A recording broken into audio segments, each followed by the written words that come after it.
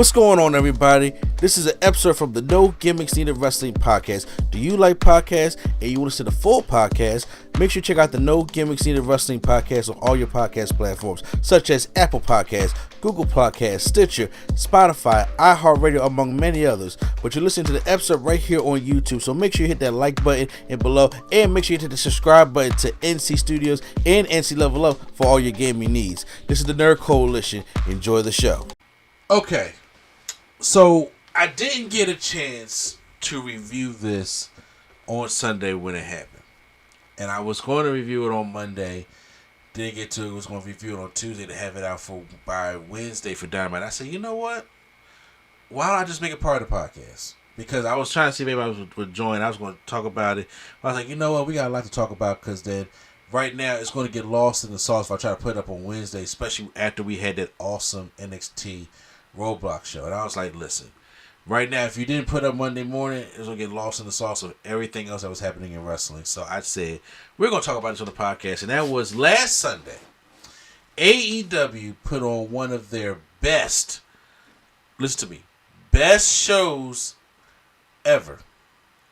But they couldn't stick the landing at all. AEW Revolution, and usually when it comes to Revolution, they knock it out the park. Because even last year was Sting's retirement. And that show was centered around that. So when it comes to Revolution, they tend to have good shows. And it's part of their Big Four. And they usually knock it out the park when it comes to their Big Four. And this one was no exception. And I'm saying we had 4 matches that could have main evented the show. But they did. And then the show had a terrible, not bad, not disappointing, a terrible main event between Cope and Jon Moxley for the AEW World Championship. It was terrible. It was so terrible to the point that this past Wednesday on Dynamite, which was actually like Wednesday Night Collision because that's how bad the show was, Cope and Moxley are going to run it back next week in a no disqualification match for that championship just so they can redo the stench that was that match. Now, granted, I can't wait until we get to it because I want to know specifically why you thought it was terrible. First off, I agree with you, but I want to know specifically like where it went too off the rails for you. Okay, absolutely. I have no problem. Talk about all that. So, my biggest thing was with this show, it was an A+. It was like the illest crossover ever, but they missed the shot. You have to stick the landing. And that does make or break a show for a lot of people. You have to stick that landing. And they didn't stick the landing at all. It stunk up the place. It'd be different if the opening show was ass. It'd be different if there was a match in the middle of the card that was ass. But here's the thing. Everything on this card was from good to great. Even the matches that was just like, this could have just been, didn't have to be on the show, because I'm going to get to that in a minute also, but still decent enough and entertaining enough. But not this. Not that main event. And I do think that Tony Khan has a Jon Moxley problem. And I know people are going to disagree with me on that one. And there is a constant problem that AEW is falling into. And I'm going to tell you another reason why I think all this stuff happened, where they just missed the ball. They just missed the ball with the whole thing. And I think, in my personal opinion, they were very highly unfair to Tony Storm and Mariah May. I think Tony Khan spit in their face, and them ladies went out there and still had a match of the year contender. It feels like, because what was the one in Australia? Was that just Grand Slam? Yeah. Was that what? Yeah. And that was their last match before this one, correct? Their last one-on-one? Yes. I feel like it was like, I let y'all headline here, so you're not headlining this. And they said, oh, okay, follow this. And you couldn't. And you couldn't. And I to me, I want to give you my personal opinion why I think it was like a little bit of a fuck you. And I was like, Because in my personal opinion, for what I saw, hindsight is 2020, that match should have been the main event. Toni Storm versus Mariah May, the Hollywood ending with the best women's storyline going in wrestling today, should have went on last. They kick off with MJF versus Adam Page. It was funny because MJF does try to he trolls the crowd. He plays Hangman's music, but he comes out, so the crowd was getting trolled by that. Then as the match goes on, MJF gets his moves. He hits a powerbomb backbreaker, which is very insane. I love when MJF hits that move. It's a little public thrust on to the face of Hangman, like to taunt him, and then he spits and pokes in the eye of Adam Page. Me personally, listen, I get it. Look, I understand being a heel, something like that, but please don't spit in my face. I can't handle that. Because I'd be like, off script. And I think because we was brought up, that was ultimate disrespect. That's why. That's like a little personal thing for us. You know what I'm saying? Yeah, exactly. Don't do that. So there was a moonsault by Adam Page, and he hits a dead eye, and then a buckshot lariat. But then after he does that, MJF puts his foot on the rope, breaks that whole thing up. Then on the outside, there was this one spot. There was an open chair on the outside by the barricade. I'd never seen this before. And I've watched wrestling for a long time. MJF has Adam Page in a tombstone. And he does a running tombstone onto the open part of the chair. Never seen that before. It was actually quite cool. But Adam Page beats the count. And then MJF is upset about it. He goes for the heat seeker, but then Adam Page turns into a dead eye and then hits the angel wings on MJF, and his face hits that man hard. And he beats him. Adam Page beats MJF. Great opening match. I thought the opening match was good between them. And once again, in that opening match that was great, this was like the headline of the show. It wasn't going to be, but it was good. It was a great opener for the show. Still better than the main event. I'm going to sit here as I'm going through these, tell you everything that was better than the main event. TBS Championship, Mercedes Moné versus Momo Wanatami. I was just going to say as an MJF fan, I just enjoy any time I get to see him in the ring, man. I think he's good. I feel like he's almost outgrown AEW, though. I won't say outgrown. I think that's what they need. I think there needs to be some kind of changes. I'm liking some of the changes that they're making, but there needs to be more, and Tony Khan needs to get stuff together. The TBS Championship, Mercedes Moné taking on Momo Wanatami. These women both are known for their Meteoras, so it was like the battle of the Meteoras. Momo suplex Moné to Tria Woe and kicks the shit out of her. I mean, there's like hard ass kicks that Mercedes took in this match. Meteora to Mercedes on the apron, and she kicks the fuck out of her in her jaw. Like her jaw was bruised after this match. But she hits the bank statements and wins. But during the match, they had Billy Starks. She was in the skybox taking notes. For those who don't know who Billy Starks is, she is like the protege of Athena in Ring of Honor. So when I saw her, I was like, could we possibly be building up to an Athena and Mercedes Moné match for All In Texas, which is another big show that they got, arena show? I'm hoping. When is All In Texas? July. But anyway, neither here or there. Mercedes Moné, she wins the matchup. What a big statement. Next up, we have, which I thought was a good story going in there, was a number one contenders match, Swerve Strickland versus Ricochet. And whoever wins is going to go to Dynasty to face the AEW World Champion. So come on, it's not really about that. It's about Nana's coat. Hey, look, I'm actually liking the Ricochet character on AEW. I'm giving it a chance. I'm giving it a chance because he's sitting there stabbing everybody with the. I want to let you know, wherever he's at in the world, Prime give you a side eye. Oh yeah, exactly. Because he can't say it, but he out there with the scissors. So I'm like, I'm getting into this Ricochet. Now, since they was in LA at the Crypto Arena, they had when you talk about D-list celebrities there. And I was just like, because I don't know if you heard the rumor when they were trying to get, it was thinking about getting Kendrick Lamar because Drake was at the Elimination Chamber, even though WWE didn't even acknowledge Drake. They did not. That was funny. It's okay. They treated Drake worse than they treated Will Friedle. Shout out to my man Will Friedle. They screwed him on the Netflix special. Now, to be fair, even though as funny as that would be, Q4 did tell us that because he was listening to O'Shea Jackson's podcast, which is actually pretty good also.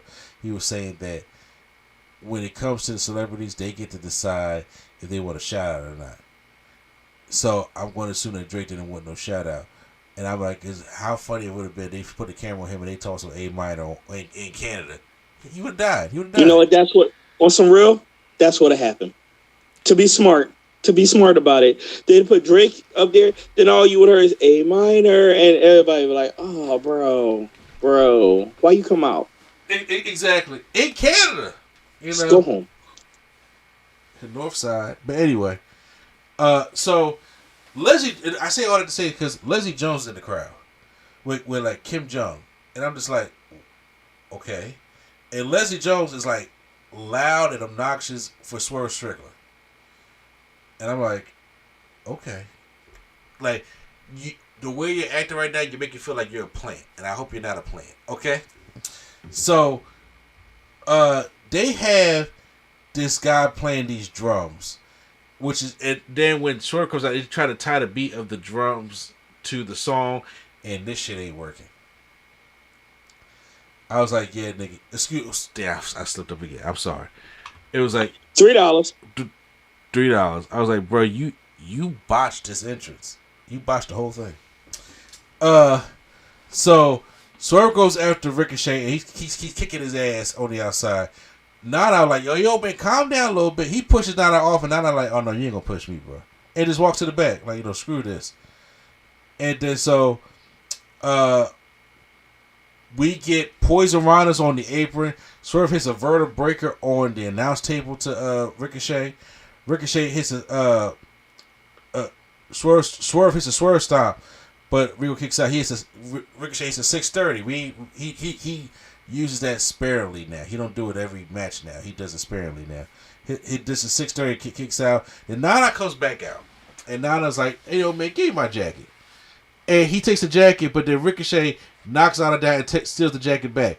Swerve dives to the outside. Ricochet catches Swerve on his shoulders and gives him a Death Valley driver on the outside. Then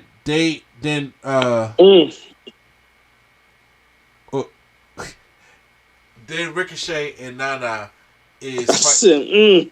It's exactly, and look, that's all you can do, right? They fight over the road. Ricochet gets back in, 2 house calls and big pressure.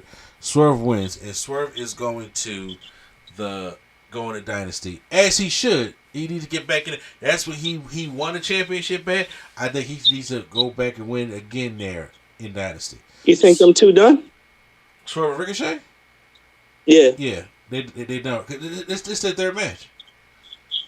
Okay. Yeah, because Ricochet right now is in the continent is in this tournament, and whoever wins gets a shot at the Continental Championship, which is Okada. So they're basically building Ricochet up to go up against Okada at Dynasty. Which I think he's going to win the tournament. Why wouldn't he? But then he's going to lose because they're going to keep Okada with that championship until he goes up against Kenny Omega and probably merge the 2 championships together. That's probably what's going to happen. But neither here nor there. To move through this, AEW just do so many tournaments. I'm sorry, they a tournament every week. You feel like this is where my frustration happens with this show. Okay, we had. For the Continental Championship, Okada versus Brody King. It was a quick 10-minute match. It was a house fight that was okay. Okada wins with the Rainmaker, even though Brody King kicks out of it. That's number 1. Number 2, after that, we had the AEW Tag Team Championships, the Hurt Syndicate taking on the Outrunners. The Outrunners won an opportunity for the tag team titles, and then they go up against the Hurt Syndicate, and they basically get squashed. Now, that match was about 9 minutes. Okada and Brody King about 10 minutes. Both those matches shouldn't even been on this card. They shouldn't have been on this card. I'm not saying they were bad, but I'm saying that this is the problem that I'm having because it's going to go into the Toni Storm Mariah May thing. Because Toni Storm Mariah May only had 13 minutes. The blow-off to their feud, which has been the best women's storyline in wrestling, only has 12 minutes in the middle of the show. How does that make sense? You know what? You understand what I say this. It made sense 20 years ago. Not now, though. Not now at all. So, however, and it's like, okay, the way they was moving in that match, which I and it would have been wrong then, too. Exactly. And the way they were moving in the match, which I'm going to get to, it shows that their time was cut.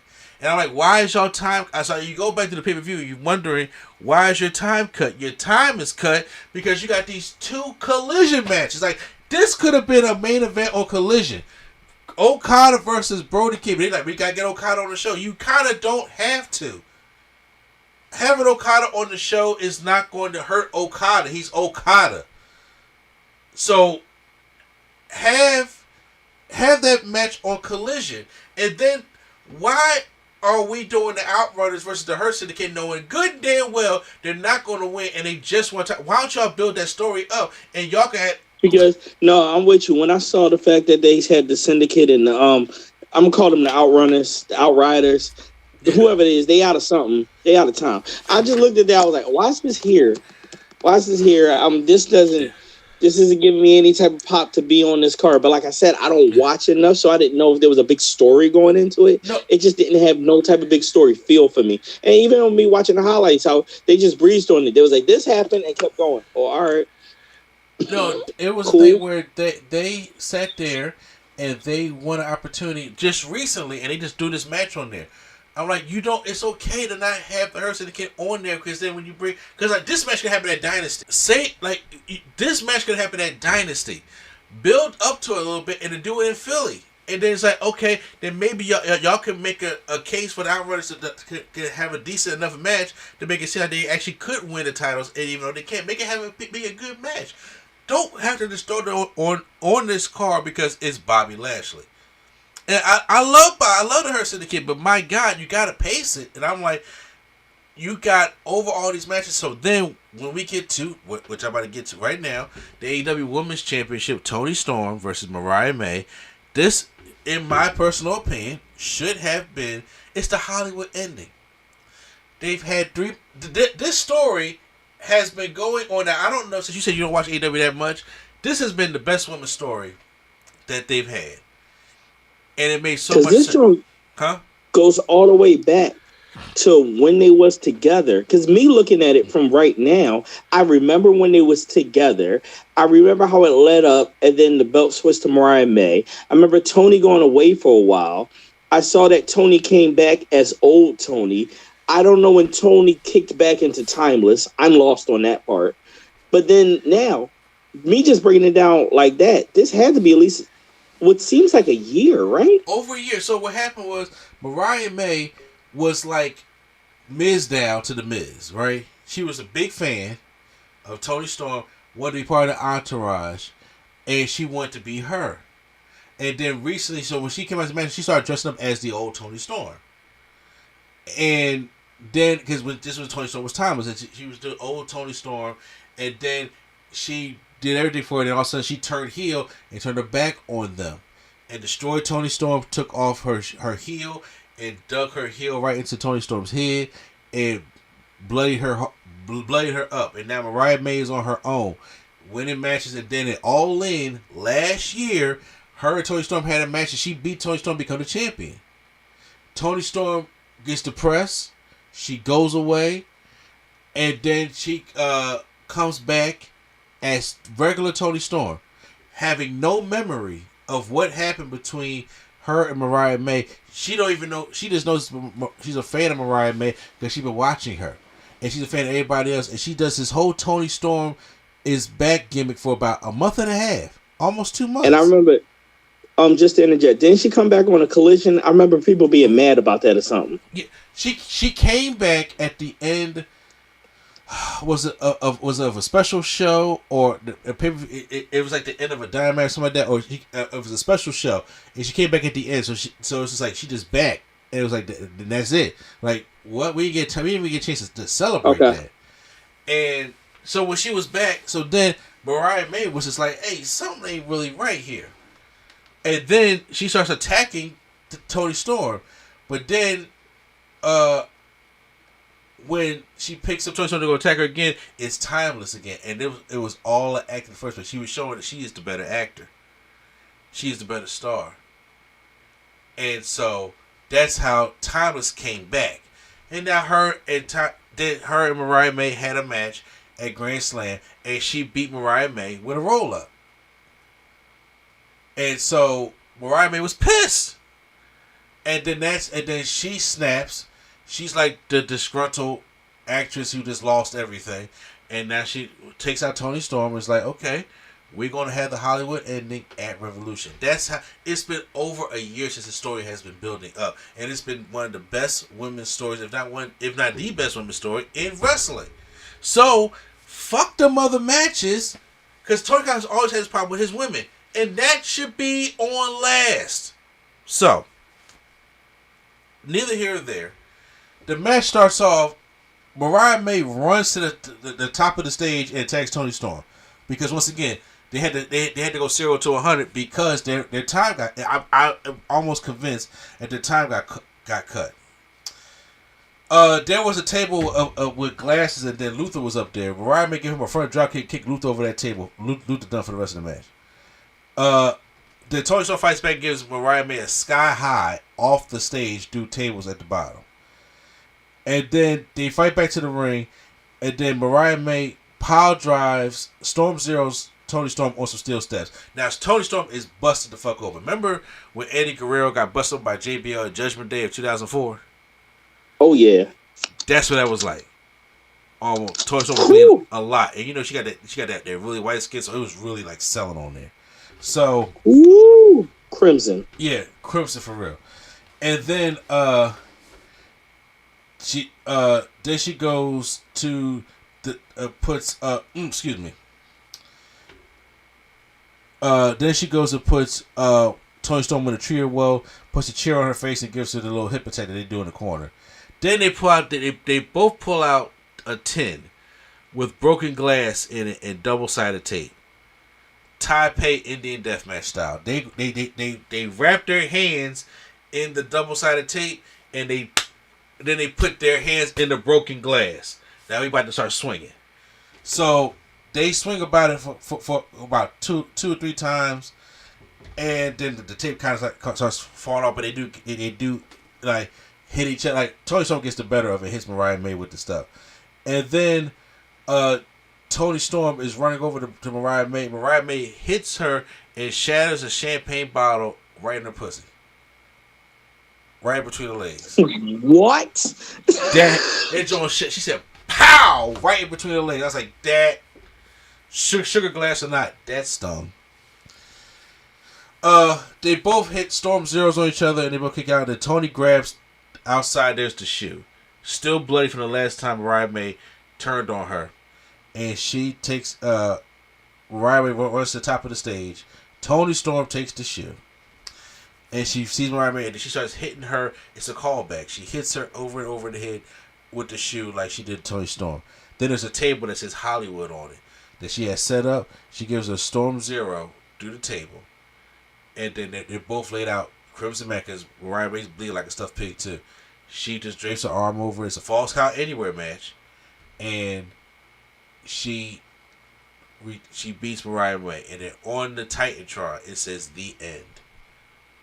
Perfect send-off, perfect way to do it. And I do think that these women should have won, got 10 more minutes, so it could be like around 20, 23 minutes of a match. Because I think, with it being a Falls Count Anywhere match, I think they probably did have plans to, go around the arena or go more places that they had more time.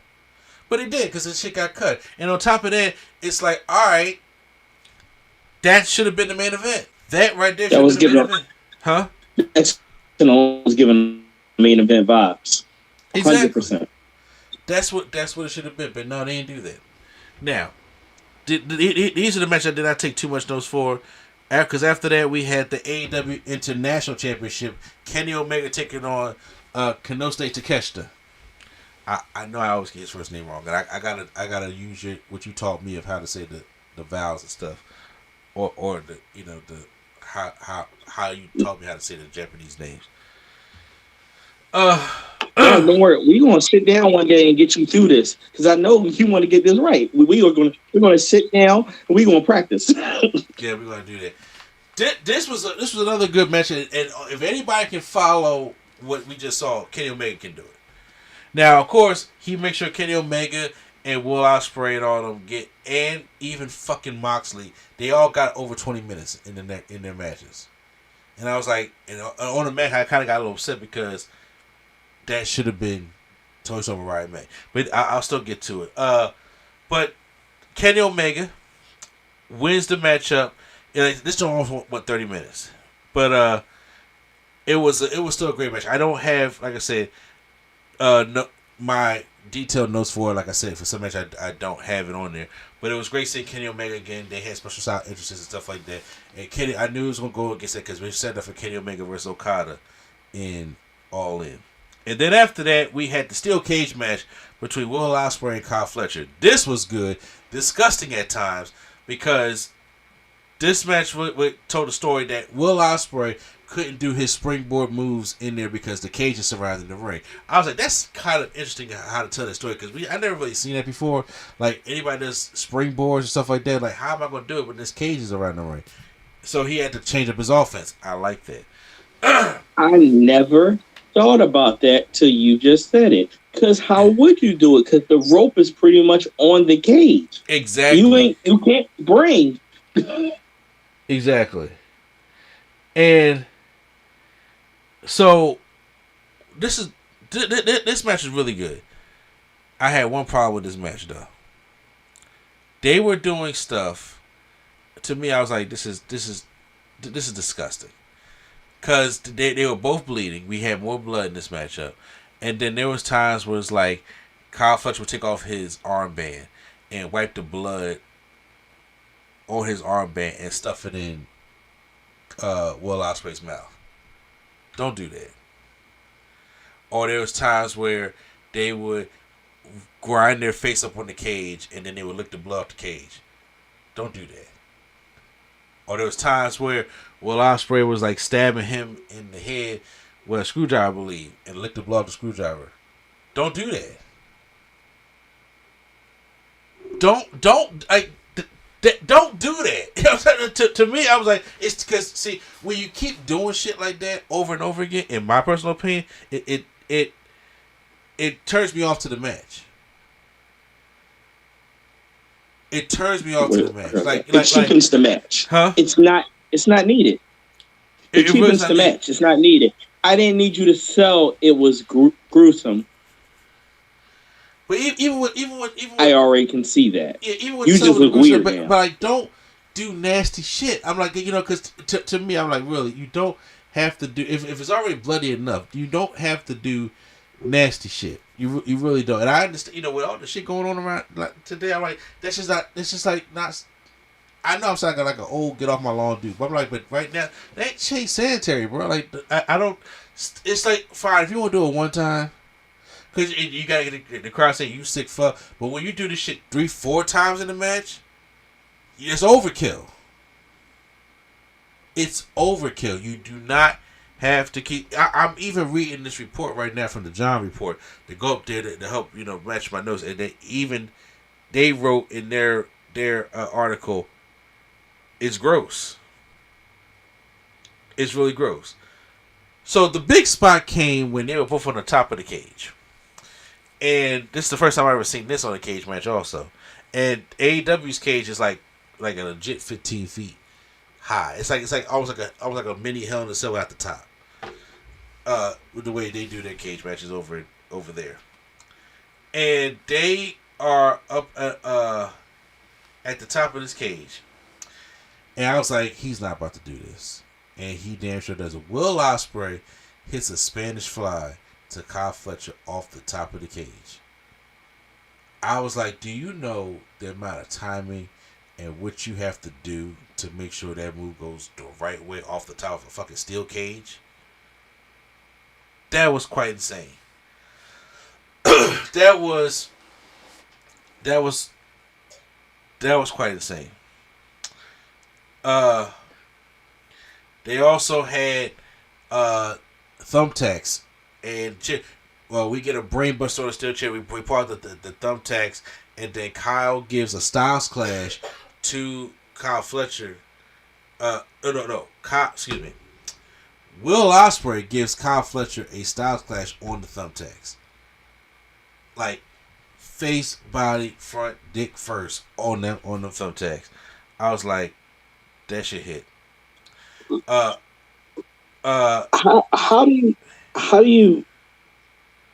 do you okay doing that spot? Yeah, not like yep. Face first on the body, where my dick at? Nah. Imagine that conversation. All right, we're gonna give you a Styles Clash bet on the thumbtacks. On the what now?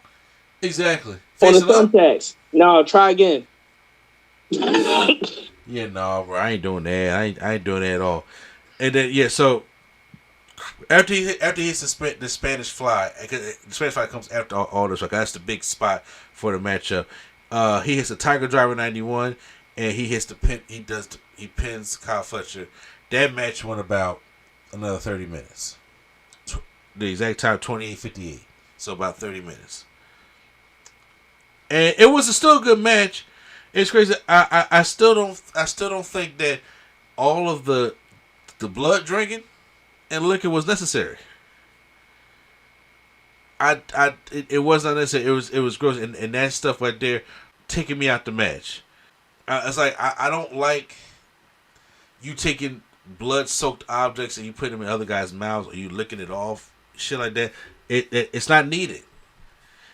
You get a reaction. You get the 6 foot thing, but it's not necessary. You don't need to do that shit. If you want to do it once, fine, whatever. But I still don't like it. But I was like, once again, it's not necessary. It's not needed. You're just being sick for the sake of being sick.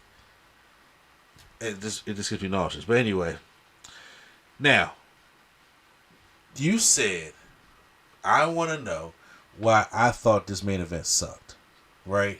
I did ask that. Okay, I'm going to get. We're at the main event now. Mm-hmm. It's John Moxley taking on Adam Copeland or Cope. I hate that name in the first place. Now, it's not a good name.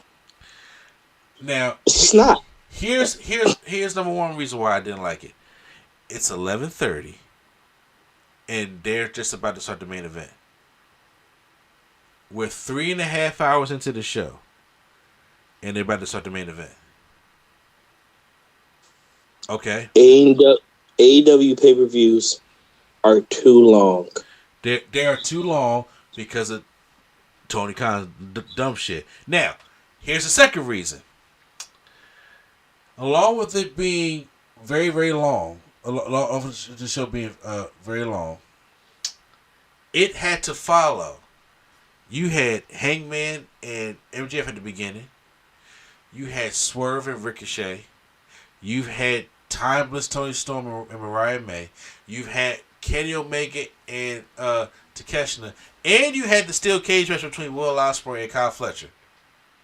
5 of those matches were good to great to damn near match of the year.